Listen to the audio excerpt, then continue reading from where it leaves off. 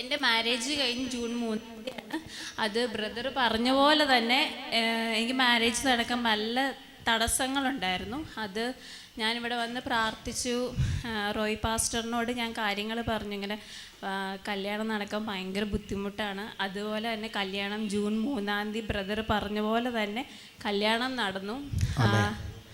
അത് നിനക്ക് താടിയുള്ള ഒരാൾ വരും, നിന്നെ വന്ന് ചോദിക്കും, അങ്ങനെയൊക്കെയാണ് ബ്രദർ എന്നോട് പറഞ്ഞത്. അതുപോലെ തന്നെ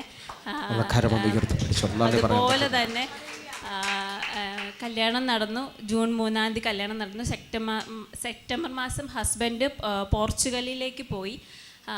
ആളവിടെ ആയിരുന്നു. ചെന്ന് കഴിഞ്ഞപ്പോൾ ജോലിയൊന്നുമില്ല. 6 മാസം ഭയങ്കരമായി കഷ്ടപ്പെട്ട് ഭയങ്കര ബുദ്ധിമുട്ടി, കയ്യിൽ കാശ് പോലും ഇല്ലാണ്ട് ബുദ്ധിമുട്ടി. റൂം ഉണ്ടായിരുന്നിട്ട് അവർ റൂമിൽ നിന്ന് ഇറക്കി വിട്ടു. അത് കഴിഞ്ഞിട്ട് ഹസ്ബൻഡിൻ്റെ ഒരു ഫ്രണ്ട് റൂം കൊടുത്തു, അവിടെ പോയി താമസിച്ചു. പിന്നെ നേരെ ഇപ്പോൾ ഈ കഴിഞ്ഞ മാസം ജോലിയായി, ജോലിക്ക് കയറി, ഇപ്പം സന്തോഷമായിട്ടിരിക്കുന്നു. ആമേൻ.